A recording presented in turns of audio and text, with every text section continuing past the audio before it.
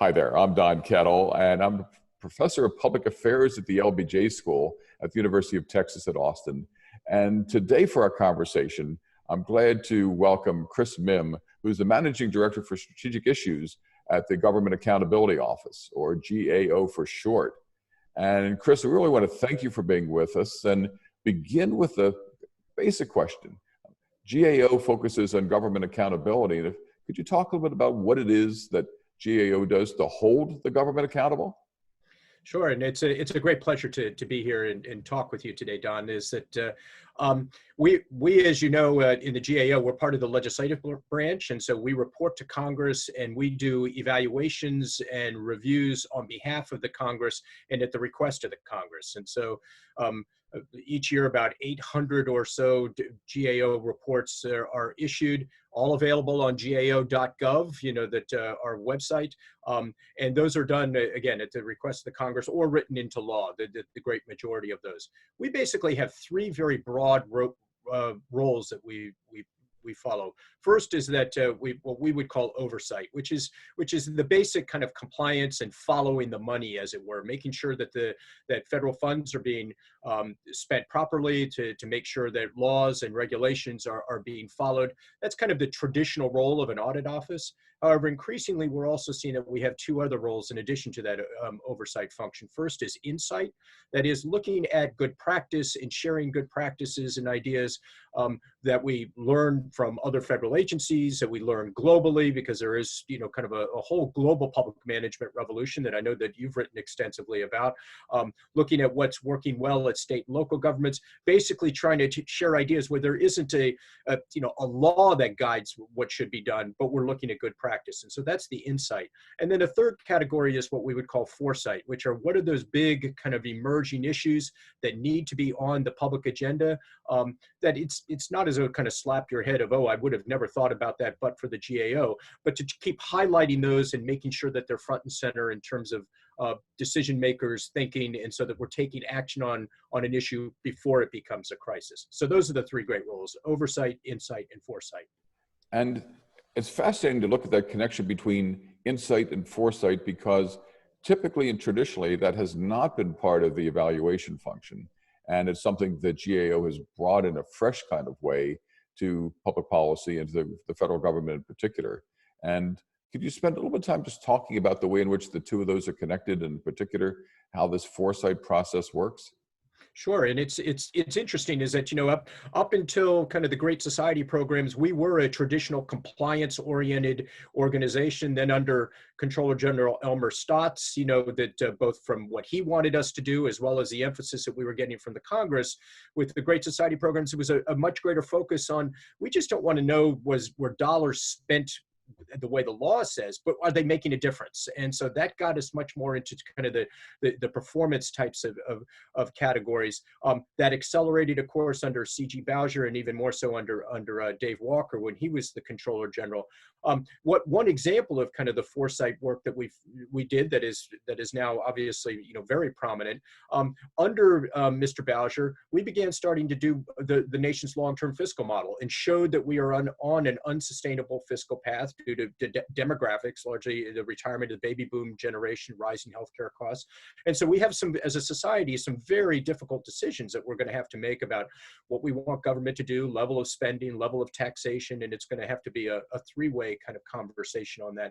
And so what we do is and that's one that's no longer part of the foresight work. I mean, that's because it's everyone kind of knows about that. But we were one of the first organizations to begin to run that model in the early 1990s and begin to start urging Congress to think about that. Other big foresight issues, obviously, that we're working on now is the impact of artificial intelligence on not just on society generally, but what does it mean for the federal workforce? I mean, there are projections out there that literally hundreds of thousands of federal jobs could go away due to AI. What does that mean? And it certainly was a big priority of Margaret Weichert when she was the OMB Deputy Director for Management, to think about the whole notion of reskilling. So these are, we view that our foresight work, looking over the horizon, as it were, helps inform both our insight and then subsequently our audit work, our oversight work as well. And it also, to get to an important set of lessons from the past, really helped to inform the work the GAO did back in the days of the Recovery Act. Right. This is this $800 billion program passed in 2009, designed to pump a lot of money into the economy in response to the economic collapse back then.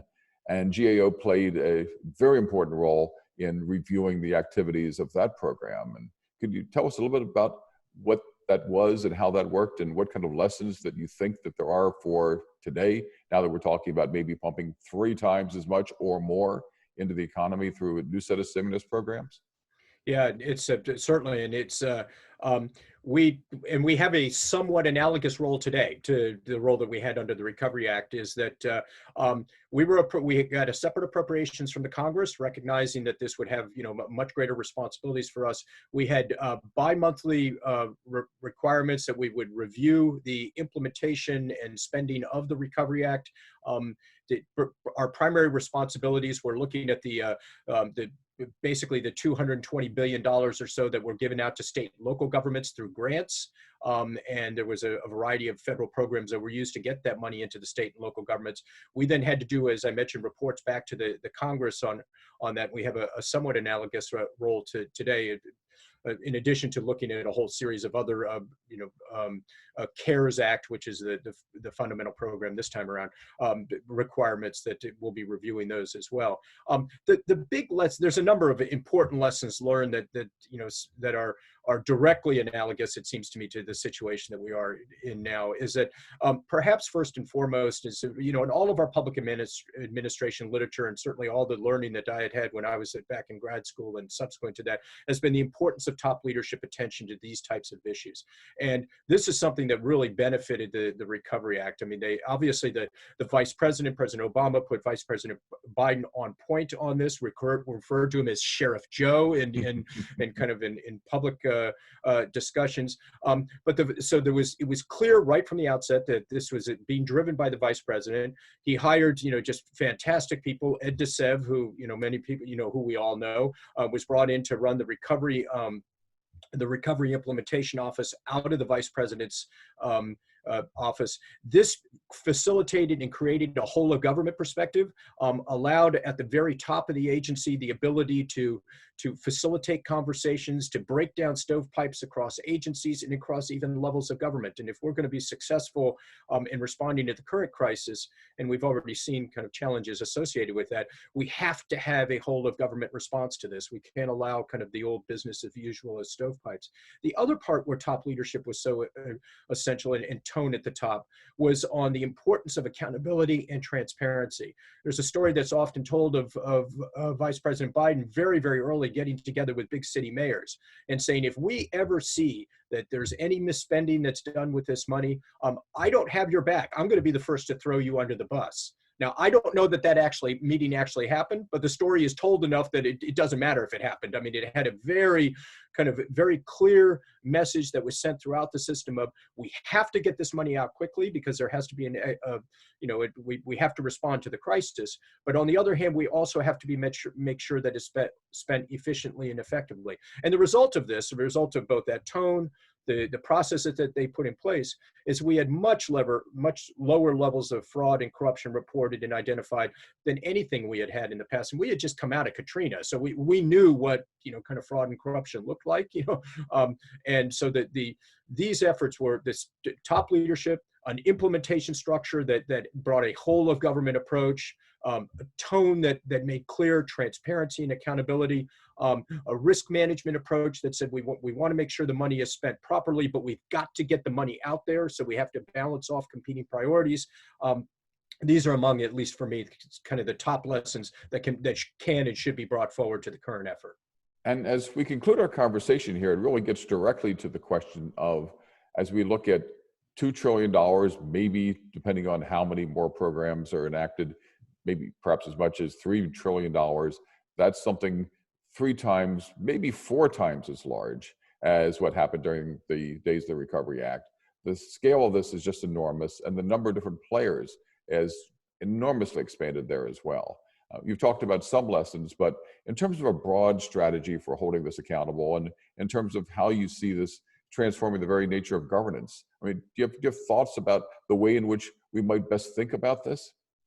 Yeah, I think there's at least a couple of ways. One is that the transparency provisions that were put in place under the Recovery Act, which in terms of the reporting on how the money was being used, led in a fundamental way to the Data Act. And the whole improvements that are now made on the website on usaspending.gov. And we have responsibilities for auditing that information, and it's far from perfect, but it's getting better.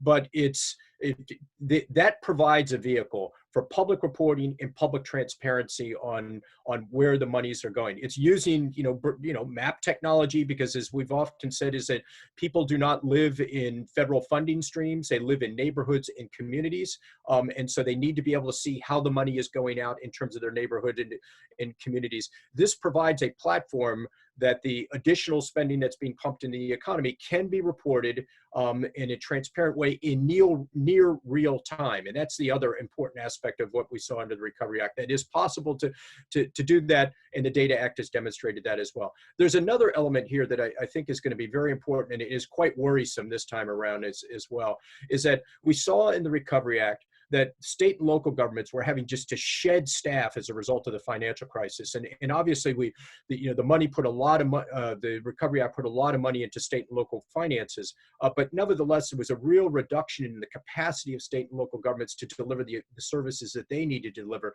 I haven't done audit work on this yet, but certainly all the press accounts that I'm seeing is that state and local governments are doing the exact same thing, are being forced to just to shed an awful lot of people at precisely the moment where many people, in part because of the federal response, has been to rely so heavily on state and local governments rather than at the federal level, at precisely the point where citizens are going to need to and rely far more on state and local government capacity. We're shedding an awful lot of those people. That's a real problem we saw in the Recovery Act as well.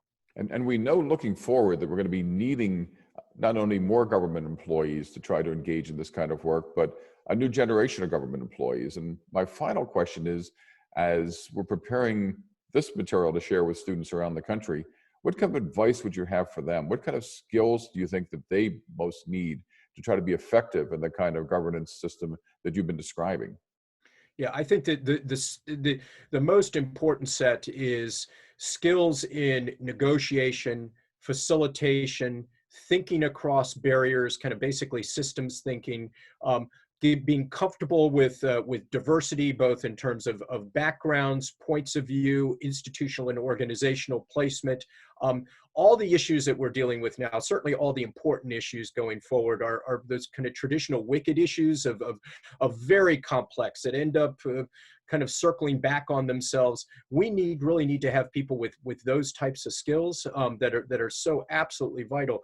I mean, one of the vignettes from your book on the next government of the United States that really sticks with me on this is you profile in there, just great leaders like a Thad Allen, but you also profile the person that was responsible for the evacuation of the bombing in Oklahoma City, who I don't remember if you identify her, but I mean, from just the description, she seems to be kind of a mid-level employee in government.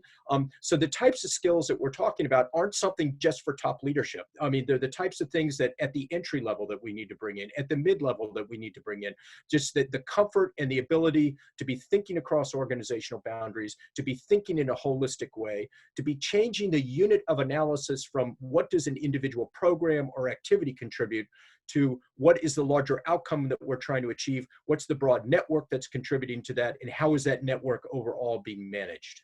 Yeah, one of the great experiences I had was a chance actually to meet that woman who ran that effort in Oklahoma City. And what had happened was that there was a bombing at the Muir Federal Building that took out not only a good chunk of the building, but killed large numbers of people.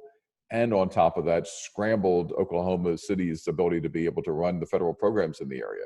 And here is a woman who essentially put the government back together again. And looking at her, you would never guess that she was an extraordinary woman in an extraordinary set of circumstances who did an extraordinary job using exactly the skills that you talked about. Right, right. Amazing. It's an amazing discussion that you have in that book on that. Well, thanks so much. And Chris Mihm, really want to thank you. Chris Mihm, who's the Director of Strategic Issues at the U.S. Government Accountability Office. Thanks so much for sharing these insights today. And we all certainly wish you continued luck in what's going to be a very tough job in trying to oversee and hold accountable $2 trillion and counting of some of the not only the government's, but the citizens' hard-earned money. So thanks again for joining us today with these insights. My great pleasure, Don. My great pleasure.